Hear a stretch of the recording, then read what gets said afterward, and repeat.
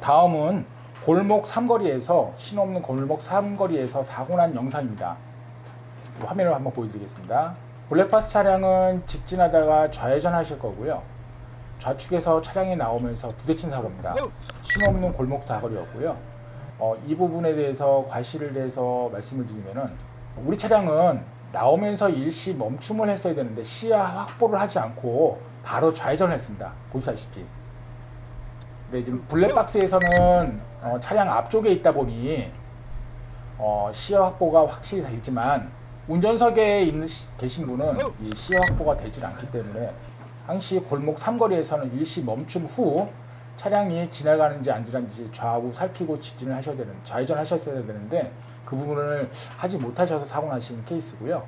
마찬가지로 상대방 쪽에서는 직진을 하고 있지만 언제든지 골목에서 차가 나올 수 있다는 사실을 생각하시고 나오셔야 되는데 그 부분을 생각하지 못하셨는데 그 이유는 요 모퉁이에 여기 RV차가 한 대가 서 있습니다.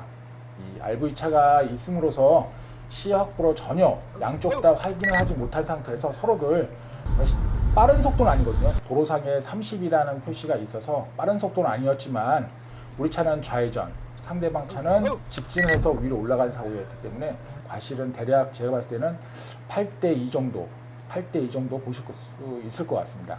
이럴 때 만약에 상대방이 병원을 간다면 네.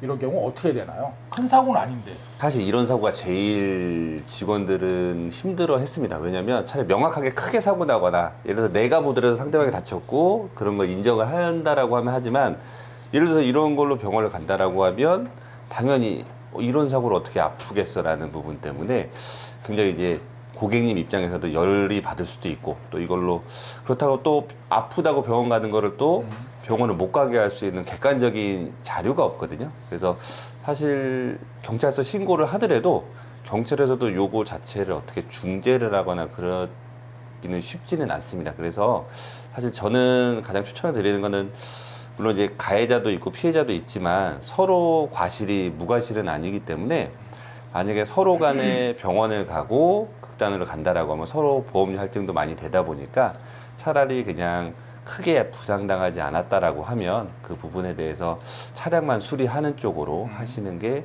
가장 나을 것 같습니다. 아, 그러면은 차량만 수리한다 그러면 아까 말씀대로 우리 과실이 한 80%가 있고 상대방 과실이 20% 있잖아요. 네. 그러면은 만약에 상대방이 과실이 20% 있는데 20% 멀지 않고 병원에 가지 않는다면은 차는 다 완벽하게 고쳐질 수 있을까요?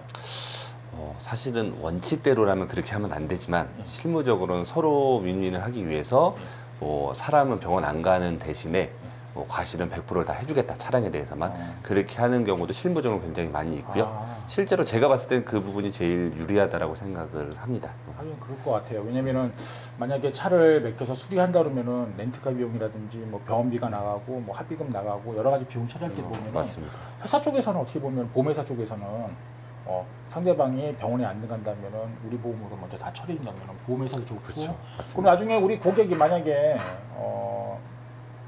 보험료 보험 기간이 만기가 돼가지고 갱신할 적에 인사사고가 없으면 보험료 올라가는 것도 적게 올라가게 되죠. 맞습니다. 그러니까 이게 가끔 고객님들이 조금 이제 잘못 아시는 경우도 많은 게 교통사고 났을 때 보험료 할증 부분이 생각보다 굉장히 크게 됩니다. 뭐 예를 들어서 뭐 내가 70만 원, 80만 원 내더라도 사고 한 건으로 인해서 내년 보험료 뭐 120만 원으로 올라가는 경우도 있고요. 뭐 그 우리가 사고 나고 안내 받을 때는 할증률이 좀 적다라고 안내를 받을 수도 있어요. 근데 생각보다 갱신할 시점 되면은 사고라는 게 계산되는 평가율이 굉장히 많거든요. 그러다 보니까 특히나 인사사고 같은 경우는 할증 점수도 높기 때문에 굉장히 할증률이 높습니다. 그래서 저는 항상 이제 인사사고는 뺄 수 있으면 항상 빼자고 하는 케이스가 많이 있기는 합니다.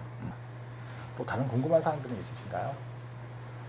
오늘 영상은 그러면 여기까지 마무리를 하겠습니다. 다음 영상은 준비를 해서 지금 시간보다 더 알찬 시간으로 갖게끔 노력하겠습니다. 감사합니다. 감사합니다.